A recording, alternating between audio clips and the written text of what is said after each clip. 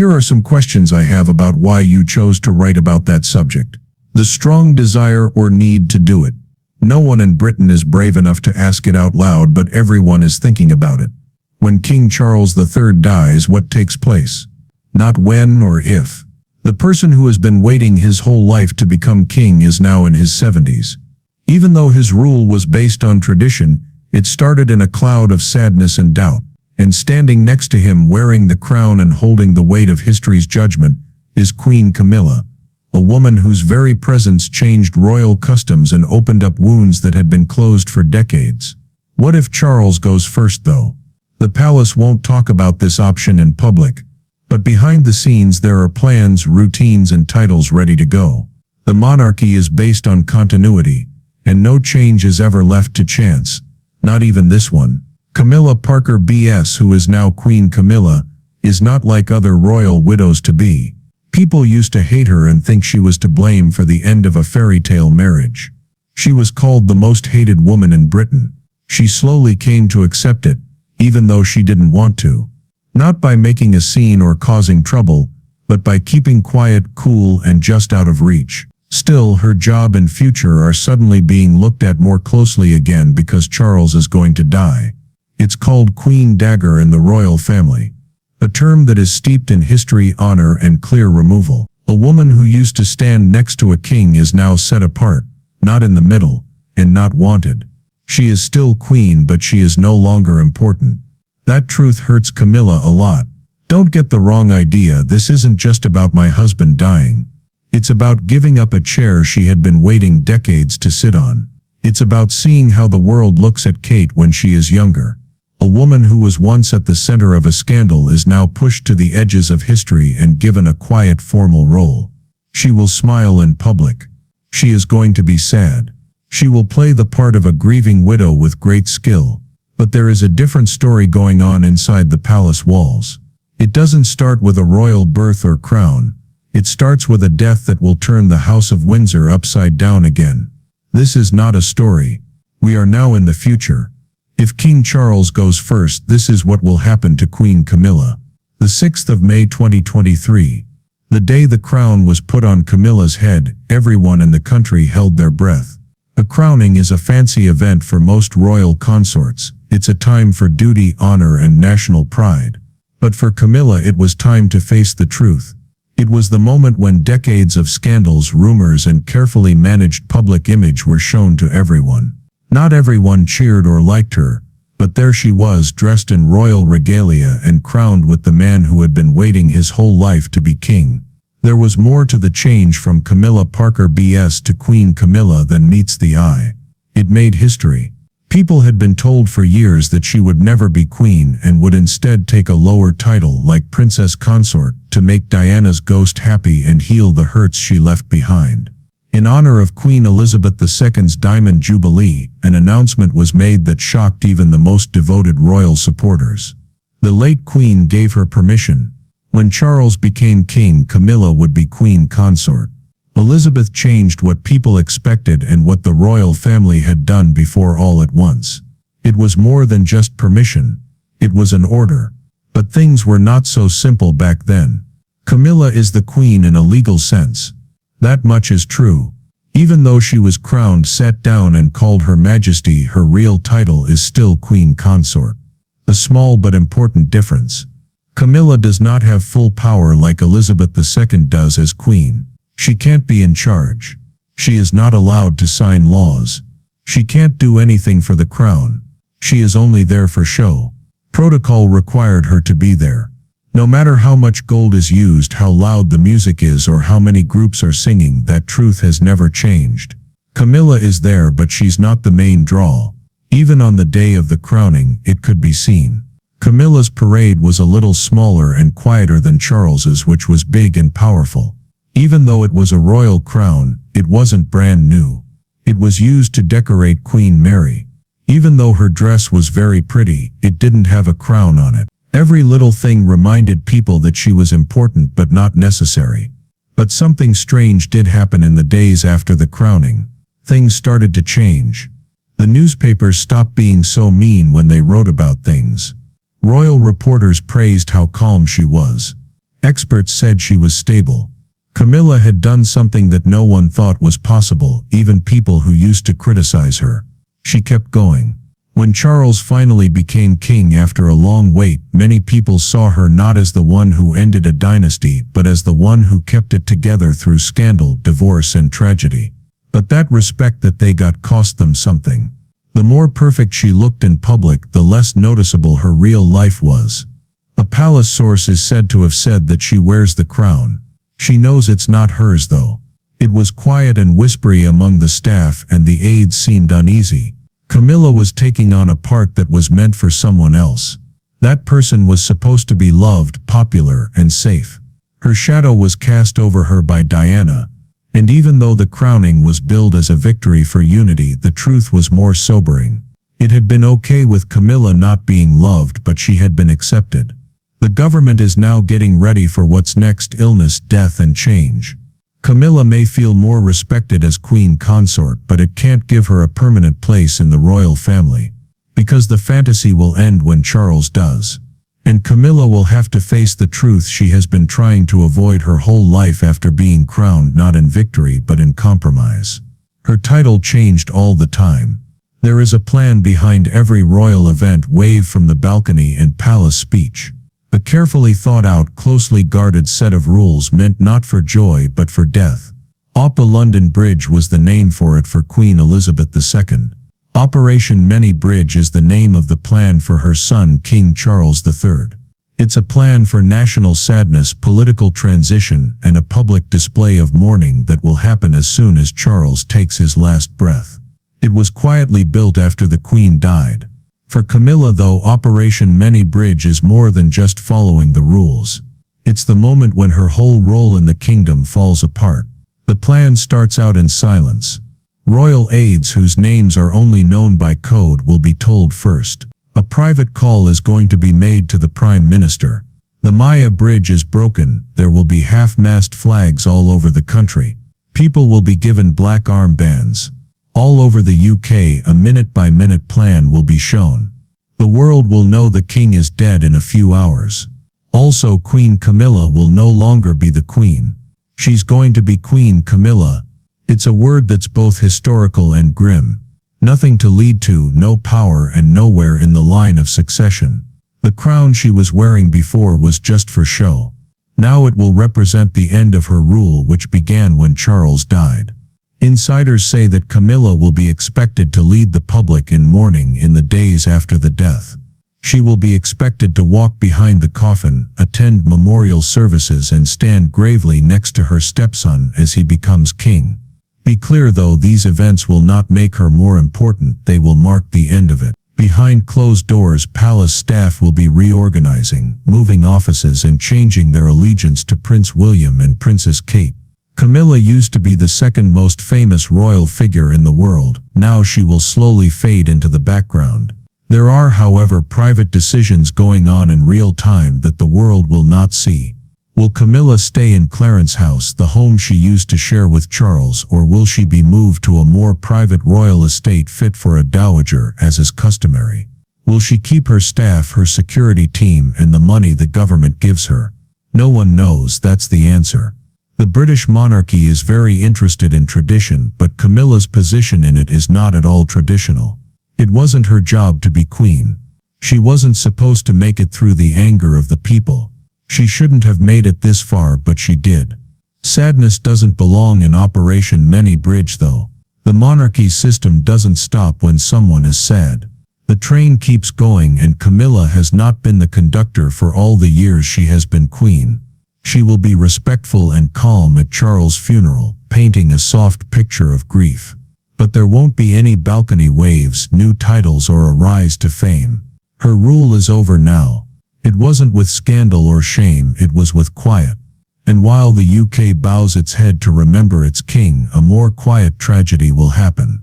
In just a few days, a woman who worked hard for decades to become queen will be forgotten by the royal family. She will still be named and seen, but it is no longer necessary. She was once talked about in tabloids, stared at by reporters, and cursed by royalists who thought she had turned a fairy tale on its head. But Camilla Parker BS finally became queen after decades of dirt, silence and plans. Now that King Charles is dead, she will have a new title that not many people will want. The Queen Diagar. It sounds classy, royal and classic, but the truth is hidden beneath the pomp. Being Queen Diagar is not a powerful job. It's a sign of being moved. It is the royal family's polite way of saying thank you for your service, your time is up. In history, Queen Diagar was a widow who was still admired but had lost her power. People still bow to her and call her Her Majesty in some places and at events, but she is not asked for advice. She is not in charge of making decisions. She is powerful, but only in our minds. And Camilla may find that reality is harder than being a lover or the most watched consort in modern history, because at least she had a reason for living those lives. Now she will be covered in jewels, but she won't be important anymore. Palace staff will call her the Diagar in a quiet way. She won't be seen in public very often. No more walks with the monarch, no more state visits, and no more cutting the ribbon. She will sit behind the children, behind Kate, and behind the crown she used to wear. One former courtier is said to have said that she will be seen as an old thing. There is a live reminder of a time that the monarchy wants to leave behind. It's not about you, it's what people do. And royal family custom is very important. Camilla might try to keep up her charity work, like the reading programs and campaigns to raise awareness about domestic violence. These are the quiet causes she's fought for in private, but even these will get smaller. The donors' attention will now be on Catherine, the new queen consort. The media will be interested in the young, the beautiful, and the future. Camilla will be taken quietly back in time as well. Even worse is the fact that no one will be angry or protest her shift. People will not care about it. For most people, Queen Diagar, Camilla, is not a big deal. She is not liked. She's just there, too well known to be interesting and too controversial to love. A woman who lived through the storm but disappeared when it got calm. Many people will have ideas about where she'll live and what, if any, role she'll still play. Will she stay at Clarence House or go to Ray Mill, her private country home, to get away from public view, the cameras and the crown she used to wear? Insiders say she likes being alone. But even being alone is different after being exiled. Do not be fooled, she will not be sent away because of a scandal or a royal order. It will happen slowly and well, with a cold respect that only the Windsor can pull off. Not as many invitations, shorter titles and news releases and royal schedules that don't even list her name. And the last insult. People who write about the rule of King Charles III in the future might not even write about Camilla. She will be a footnote, a difficult presence and a problem from the past that time will smooth over and then be forgotten. Some will say she knew this and was okay with it for a long time. In the end, Camilla has never tried to get respect. She liked the side door, the back row and being far away. But once you taste power, you can't forget it. And every day as Queen Diagar, Camilla will feel the sharp lack of it. She will see Catherine take her place as not only the new queen consort but also the face of the modern royalty. She will be younger, more popular and crowned not as a compromise but as a welcome honor. Even though Camilla will smile and wave like always, one question will be asked behind closed doors that will be heard louder than any royal trumpets ever could. Was it worth it? People have known for a long time that something big would happen when King Charles dies, but it never felt quite real. At the speed of light, the monarchy will change from a leader shaped by custom to one shaped by image, modernity and restraint. William, Prince of Wales, will become king. There's no need for a big celebration. As soon as Charles dies, William will take over as king. There was no vote, delay or discussion. The Accession Council just announced the change and gave it a new name. It will be King William VI. And Catherine, Queen Consort, who will take over the spotlight that used to belong to Camilla. She will be the first woman since Diana to have the nation's full love and the face of a monarchy that is racing to stay relevant in the digital age. Camilla will quickly go through a change. Kate will become queen and she will go from being queen to Queen Diagar overnight. People from all over the world watch this one and the palace plans its future around it. The change will be even more dramatic inside the palace walls though. The staff will be moved around. The private secretaries who used to work for Charles and Camilla will either be replaced or quietly quit. To make William and Kate more visible in world affairs, their social schedules will be changed. The rest of Camilla's responsibilities will go away, be taken over by the new queen, or be given a new name. There will be no news or press statement, there will be silence. The two of them will no longer walk together. She won't be going to important meetings or Commonwealth events anymore. She will instead be given a front row place as a guest of the monarchy, not its beating heart. Still, there will be a big difference. Kate has already won the trust of everyone, while Camilla used to have a hard time fitting in. Not only is she respected for her style and grace, but also for her unwavering image, which is the perfect mix of poise, motherhood, and quiet strength. Many people think she should take over the public's love for Princess Diana without the trouble that came with it. As soon as King William and Queen Catherine become king and queen, the media will go crazy. There will be lots of pictures of the beautiful new queens on the front pages. People will talk about a new golden age. There will be parts about how William stands for safety and how Kate does well when things get tough. Camilla will check out what's going on behind those stories. She might be asked to come to the crowning. She might even be near the front, but no one will be paying attention to her. She won't be on the mugs or stamps that people buy as souvenirs.